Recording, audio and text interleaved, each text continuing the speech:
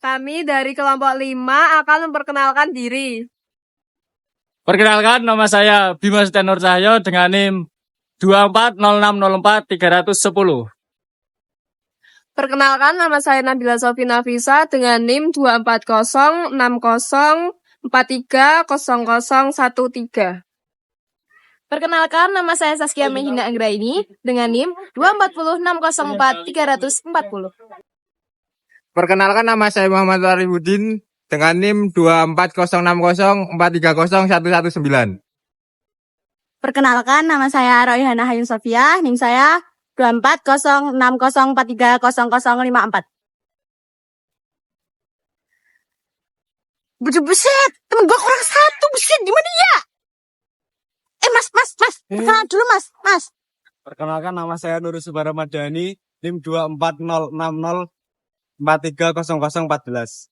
Ya, assalamualaikum warahmatullahi wabarakatuh. Kami di sini ingin melakukan wawancara untuk melengkapi tugas UAS Pancasila. Narasumber pada hari ini adalah Bapak Dukuh dari Padukuhan Klembon. Ya, masuk pada pertanyaan pertama, Bapak. Bagaimana penerapan nilai Pancasila di Dusun Klembon? Sebelumnya terima kasih adik-adik dari Universitas Negeri Yogyakarta karena pada siang hari ini sudah berkenan hadir di rumah saya dalam rangka melengkapi tugas ujian akhir semester ini ya. Semester berapa? Satu, Bapak. Baru semester 1 ya. Tadi yang dari adik siapa namanya? Adik Bima menanyakan tentang penerapan nilai-nilai Pancasila di tingkat padukuhan ya. Itu di tingkat padukuhan penerapan nilai-nilai Pancasila yang jelas alhamdulillah kita sudah menerapkan sesuai apa yang ada di isi sila-sila di Pancasila. Artinya kita di padukuhan sudah melaksanakan beberapa isi sila di situ, antara lain itu contohnya kita tidak pernah memaksakan kehendak yang ada di masyarakat di padukuhan. Jadi ide dan saran apapun dari masyarakat kita terima, terus nanti selanjutnya kita musyawarahkan di padukuhan. Nanti dalam musyawarah itu di tingkat padukuhan pasti ada kata mufakat ya, dalam kegiatan apapun pasti akan kita musyawarahkan. Terus yang kedua, kita tidak membeda-bedakan semua yang tinggal di Padukuhan Klembon ini tidak kita beda-bedakan, baik itu asli orang Padukuhan Klembon, baik itu orang pendatang di sini ataupun cuma ngontrak di sini, kita samakan. Jadi hak dan kewajibannya kita samakan di Padukuhan Klembon ini, kita tidak beda-bedakan.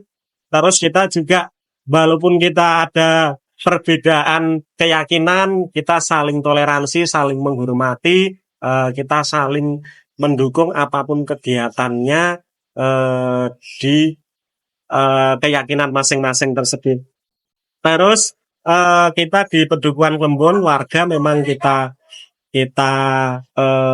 himbau bahwa jangan pernah kita merendahkan padukuhan kita sendiri dan membanding-bandingkan dengan padukuhan yang lain, atau bahasanya kita harus menjaga padukuhan kita dengan sebaik-baiknya. Jangan menjelek-jelekan padukuhan kita itu di wilayah lain atau di padukuhan lain.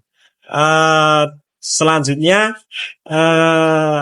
kita harus berani membela padukuhan kita. Kita harus bersatu untuk memajukan padukuhan kita, membela sesuai dengan undang-undang yang ada atau aturan yang ada di padukuhan. Karena setiap padukuhan pasti aturannya kan beda-beda, punya aturan masing-masing.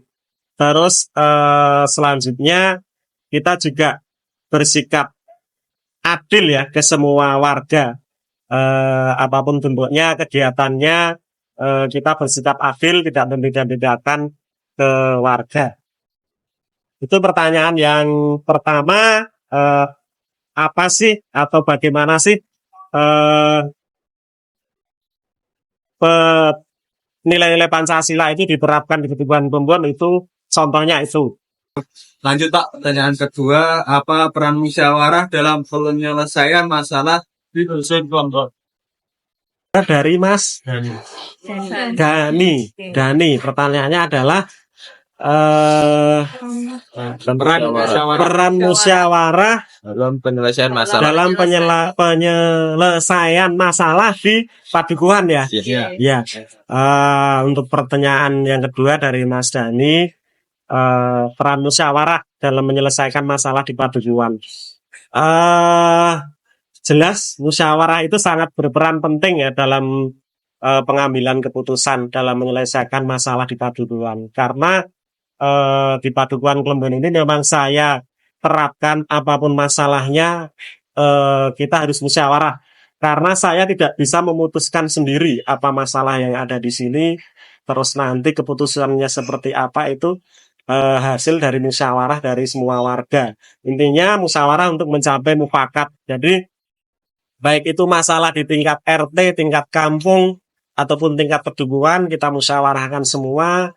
Baik masalah sosial, masalah kriminal, masalah yang akhir-akhir ini banyak itu masalah miras dan narkoba. Ini sesuai dengan himbauan dari Bupati Bantul bahwa Kabupaten Bantul ini kan kita harus bebas nafsa ya.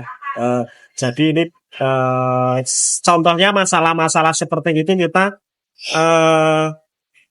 kita musyawarahkan dengan tokoh masyarakat, tokoh agama, Karang Taruna, dan juga dari unsur ibu-ibu PKK. Jadi semua masalah apapun yang ada di padukuhan ini tetap kita pakai prinsip musyawarah untuk mencapai mufakat. Jadi apapun masalahnya, semuanya pasti kita musyawarah dulu dengan warga dan pengurus kampung maupun RT. Bapak, untuk pertanyaan selanjutnya, sejauh mana masyarakat Dusun Klembon berperan dalam kegiatan gotong royong untuk kemajuan bersama? Untuk pertanyaan ketiga itu dari Mas Udin. Mas Udin. Pertanyaannya, sejauh mana masyarakat berperan dalam Gotong royong. gotong royong? Iya. Ya, oke, terima kasih ya. Sebenarnya di semua padukuhan mungkin sudah melakukan ya kegiatan gotong royong ini. Jadi mungkin cuma pelaksanaannya mungkin yang agak berbeda dari padukuhan satu ke padukuhan lain. Di sini kita ada gotong royong yang rutin ada, gotong royong yang sifatnya mendesak juga ada. Gotong royong yang rutin itu misalnya setiap misalnya Minggu Pahing itu rutin. Terus kalau yang sifatnya mendesak itu kemungkinan gotong royong yang perbaikan infrastruktur. Itu biasanya sifatnya gotong royong yang mendesak. Jadi alhamdulillah di padukuhan Klembon ini semua warganya sangat toleran sekali dalam hal bergotong royong. Jadi saya merasa tidak keberatan dalam mengumpulkan warga dalam gotong royong apapun. Jadi gotong royong ini memang sudah budaya dari dulu ya. Budaya dari mungkin zaman nenek moyang kita. Gotong royong itu sudah ada. Jadi kita budayakan, kita lestarikan. Cuma bentuk gotong royongnya yang mungkin sekarang agak beda. Karena kan gotong royong sekarang sudah eranya modern. Jadi gotong royongnya mungkin sifatnya ada yang mendesak, perbaikan infrastruktur. Terus gotong royong yang rutin itu bersih-bersih kampung, bersih-bersih makam, gotong royong antar sesama itu ada juga. Misalnya ada tetangga yang punya hajat itu pasti juga ada gotong royong. Tetangga yang mungkin lagi berduka kita gotong royong.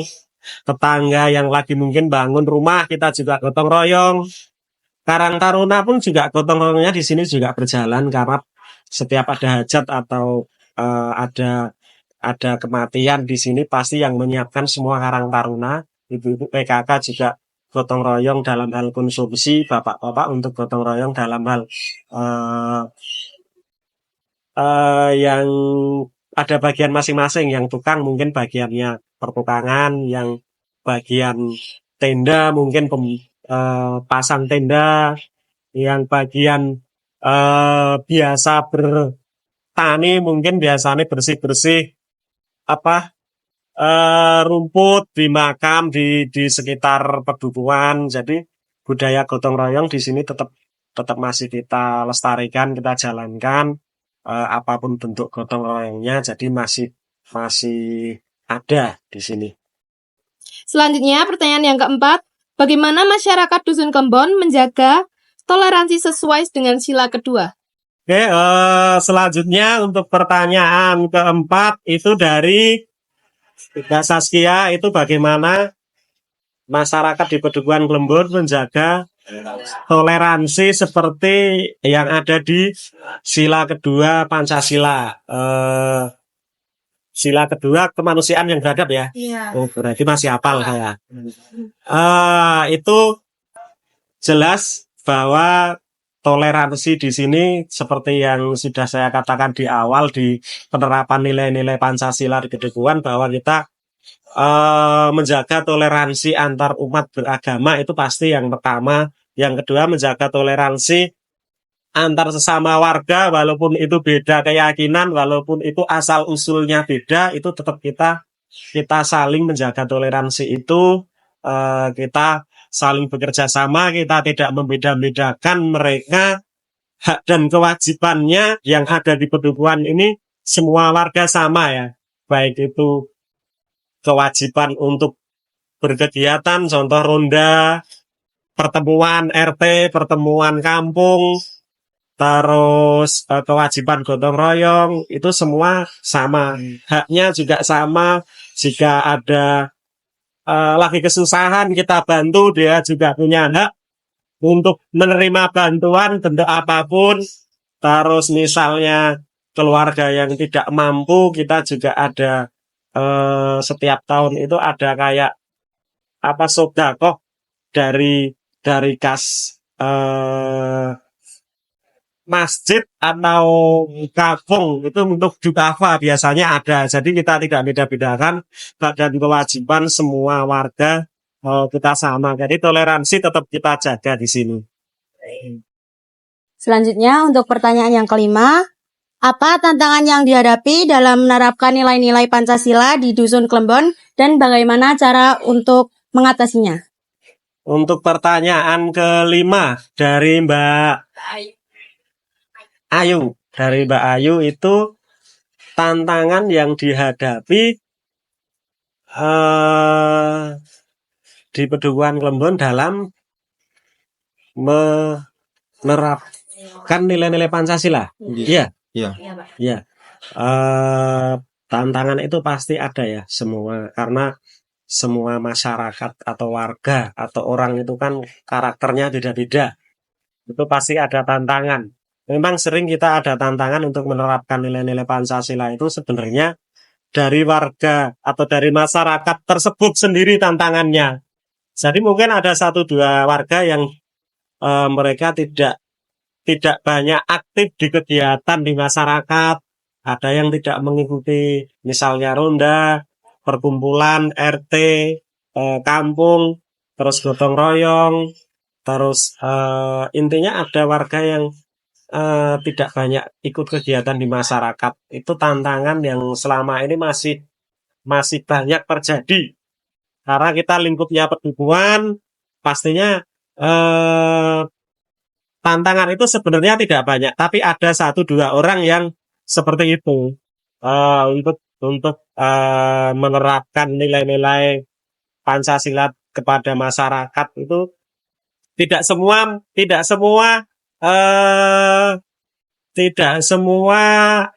bahasanya itu mau, tidak semua warga dengan alasan yang berbagai macam itu pasti ada. Jadi contohnya ada warga yang mungkin pas pertemuan RT dia nggak pernah datang, alasannya kerja, pasti itu ada.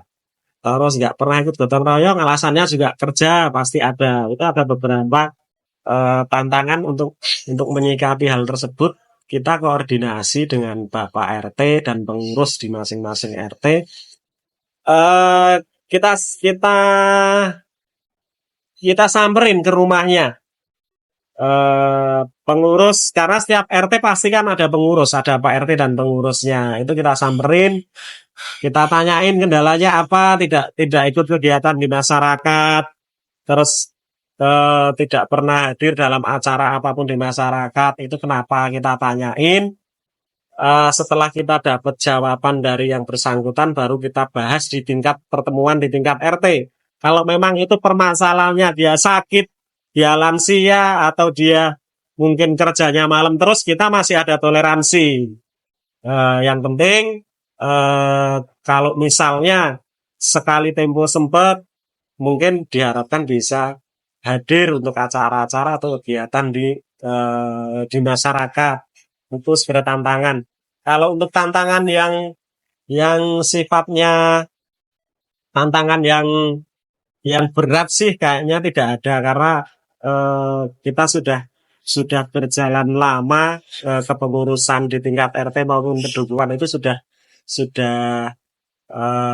bisa menyelesaikan tantangan-tantangan untuk warga yang mungkin bahasanya yang Jawa keset ya, itu kita sudah bisa atasi. Jadi intinya kalau ada permasalahan atau kendala di tingkat kedudukan, pasti kita musyawarahkan dengan pengurus baik tingkat RT maupun padukuhan. Baik, selanjutnya untuk pertanyaan terakhir, bagaimana penerapan Pancasila membantu memperkuat persatuan dan kesatuan masyarakat Dusun Klembon dalam menghadapi perbedaan? Oke, untuk pertanyaan yang ke-6 dari Mbak Sofi, itu tentang penerapan Pancasila untuk membantu memperkuat persatuan dan kesatuan yang ada di Padukuhan Klembon dalam menghadapi perbedaan. Ya. Untuk pertanyaan yang ke-6 ini, bagaimana peran penerapan Pancasila untuk membantu mengatasi untuk membantu atau memperkuat persatuan dan kesatuan dalam menghadapi perbedaan itu pasti kita aturan yang ada di Padukuhan Klembon ini pun juga tidak jauh beda dengan undang-undang yang ada di negara kita. Cuma lingkupnya di tingkat padukuhan bahasanya yang beda. Terus untuk nilai isi dari peraturan yang ada di Padukuhan Klembon itu juga hampir sama sebenarnya sih dengan isi di Pancasila ini. Cuma kan kalau isinya sama plek dengan 5 sila yang ada di Pancasila kan mungkin bahasanya ke warga mungkin kurang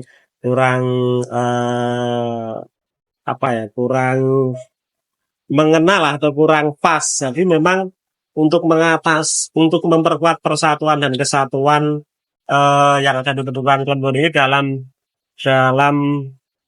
mengatasi perbedaan itu yang pertama pasti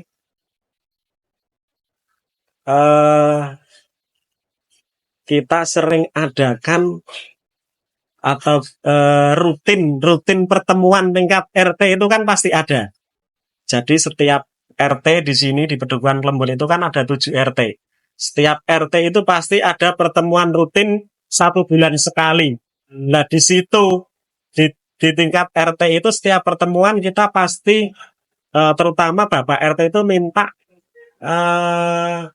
masukan dari masyarakat.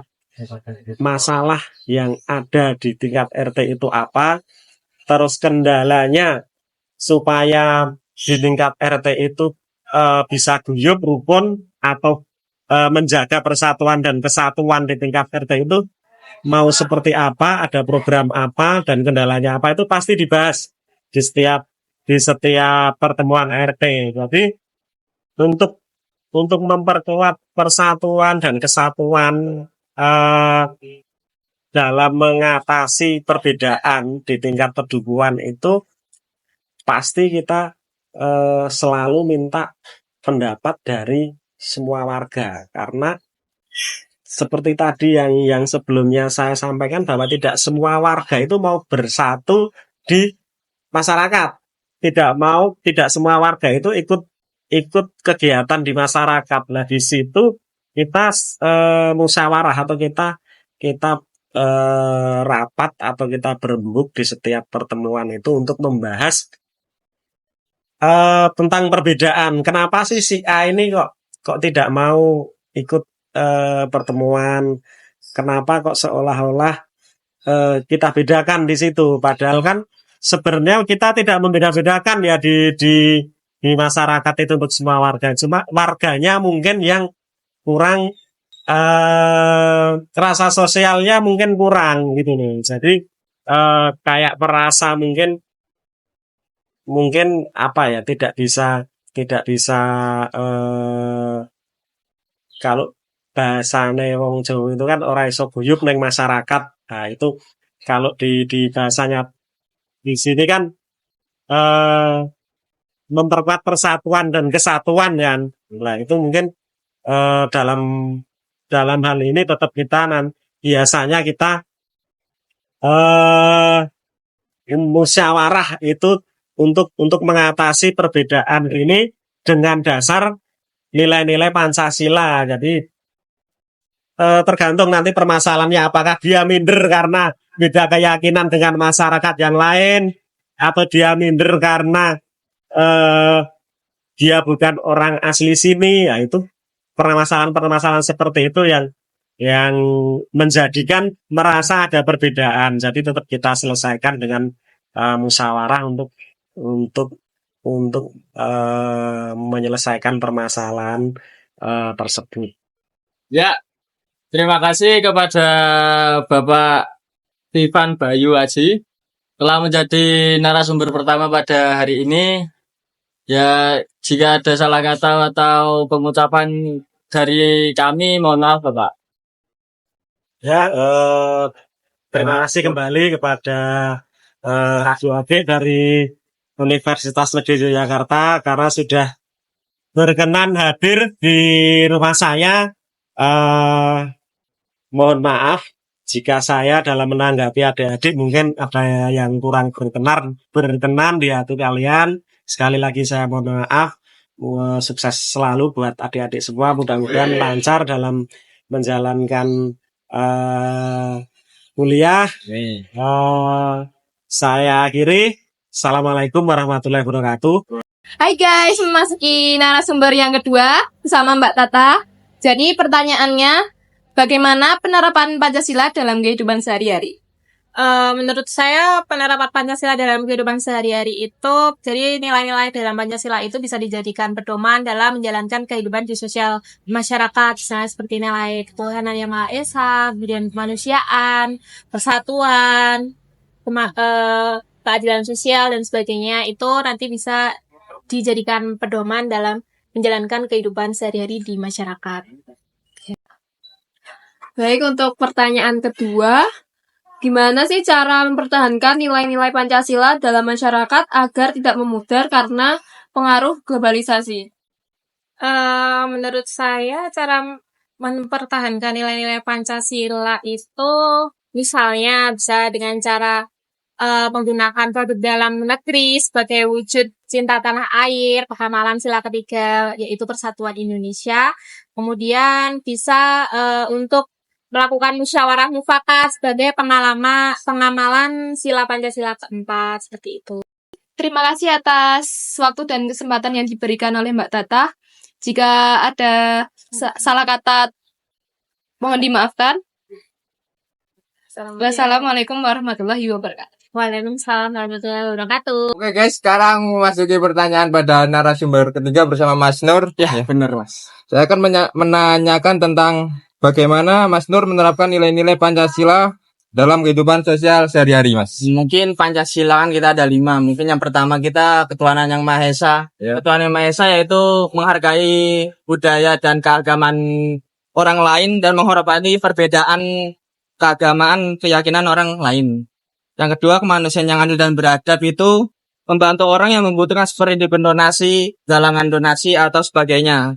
Persatuan Indonesia itu saling gotong royong dan bangga menggunakan produk lokal atau mencintai budaya lokal. 4. Kerakyatan yang dipimpin oleh hikmat kebijaksanaan dalam permusyawaratan perwakilan, mengutamakan permusyawaratan atau menjunjung tinggi pekerjaan lingkungan maupun bermasyarakat. Dan 5. Keadilan sosial bagi seluruh rakyat Indonesia, tidak bersikap diskriminatif terhadap siapapun atau menghargai hak-hak orang lain sambil menjalankan kewajiban kita sebagai rakyat bermasyarakat dan bermusyawarah. Mungkin itu sih, Mas. Oke Mas, baik Mas, cukup. Oke, pertanyaan cukup. Maaf Mas kalau ada salah kata dari Gak bermata. apa-apa, Mas. Mungkin saya juga baru pernah ini. Oke guys, sekian video wawancara dari kelompok 5. Bila ada salah kata, kita mohon maaf. Bye.